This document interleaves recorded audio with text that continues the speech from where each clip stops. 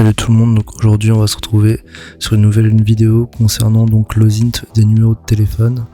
Donc dans un premier temps on va parler des Google Dork, donc des différents opérateurs afin de rechercher des numéros de téléphone.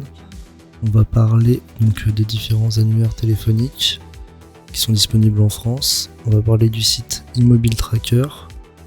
On va essayer de voir la mise en place donc d'un émulateur avec les différentes applications pour rechercher des numéros de téléphone. On va parler du bot Telegram Cerberus.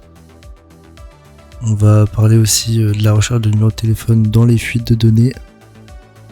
Et on va faire des recherches avec l'IMEI, donc différents sites qui vont te permettre d'obtenir des informations sur le téléphone.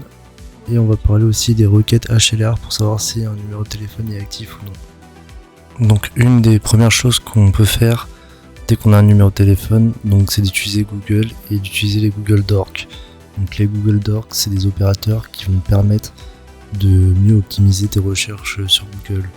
Donc par exemple, si on a un numéro de téléphone, on va le mettre entre guillemets. Comme ça, Google va sélectionner uniquement ce numéro de téléphone, il va le faire apparaître que donc les chiffres que vous avez mis en guillemets. Vous pouvez soit permuter, soit avec le +33, donc l'indicatif, vous restez avec le 06. Ensuite vous pouvez rechercher sur un site spécifique, donc avec site de points, par exemple Facebook, suivi du numéro de téléphone, ou carrément donc dans des fichiers de type XLSX, donc qui sont des fichiers de feuilles de calcul, donc on peut souvent retrouver différents numéros de téléphone dessus. Ou bien tu peux rechercher avec des documents PDF ou d'autres types de documents.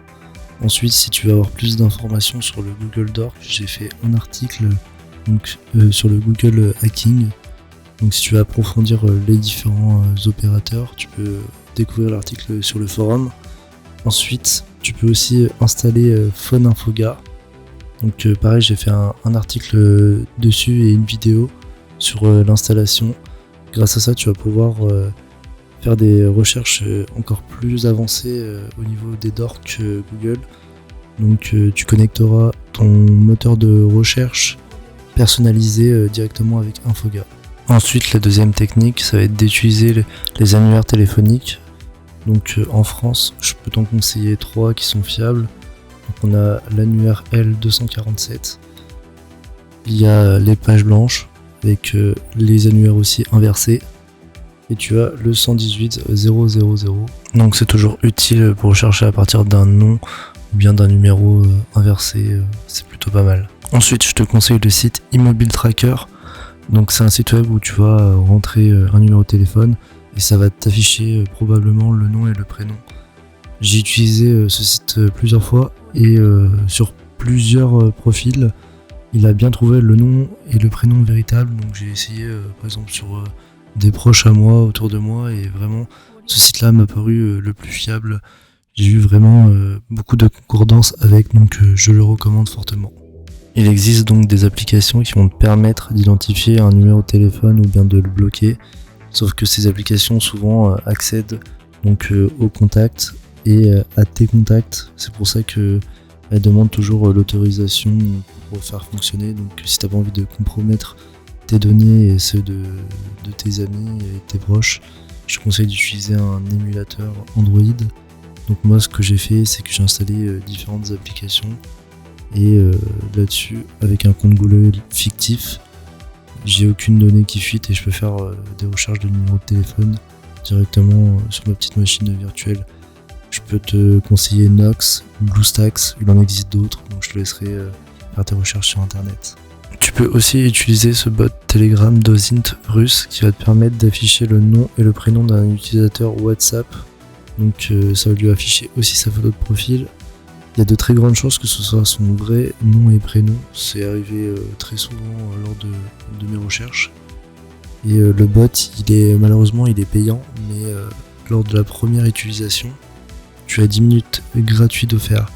Donc pour le faire fonctionner, il faut que tu rejoignes le bot et ensuite que tu t'abonnes sur le canal d'information du bot pour qu'il soit fonctionnel. Donc attention, tu n'as que 10 minutes pour l'utiliser.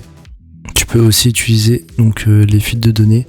Donc très souvent c'est des sites web où la base de données a été piratée, donc hackée, et ils vont se retrouver dans la nature. Et il y a des chercheurs en cybersécurité qui ont mis au point des sites web où on peut faire des requêtes avec par exemple des noms d'utilisateurs, des mots de passe. Et donc là, avec les numéros de téléphone, on va pouvoir faire des recherches. Donc si la cible a été compromise, on peut potentiellement récupérer son nom et son prénom et toutes les données qui sont en rapport avec ce numéro.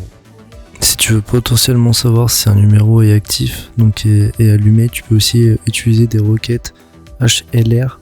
Donc ça va te permettre de savoir si le numéro de téléphone est en service ou non.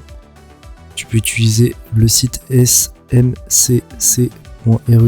pour envoyer des requêtes gratuitement. Souvent c'est payant, mais grâce à ce site là, tu pourras en faire gratuitement. Et si tu veux en savoir plus sur les requêtes HLR, j'ai fait un article sur le forum là-dessus. Et pour finir, si tu possèdes l'identifiant IMEI, donc c'est un numéro qui permet d'identifier de manière unique chaque appareil mobile sur le réseau. Tu peux par exemple récupérer le modèle du téléphone, tu peux savoir quand il a été acheté et dans quel pays il a été acheté. Donc pour faire des requêtes gratuites, tu peux utiliser donc ces deux sites, donc iFreeCloud et SeekW. Grâce à ça, tu vas pouvoir obtenir ces informations. Et si tu veux faire des informations un peu plus poussées avec l'IMEI, tu peux faire un check solde. C'est souvent payant et ça coûte approximativement 2€. C'est donc la fin de la vidéo. J'espère que ça t'aura plu et que tu auras appris plein de nouvelles techniques. Donc si tu veux nous rejoindre, tu peux aller sur le forum redsecurity.fr, t'inscrire si tu as des questions, n'hésite pas. Ou tu peux nous rejoindre sur Discord et tu peux suivre aussi le canal Telegram. Et j'ai mis tous les liens sur l'annuaire. Tu peux cliquer sur le start, ça va t'afficher tous les liens qu'on a parlé durant la vidéo.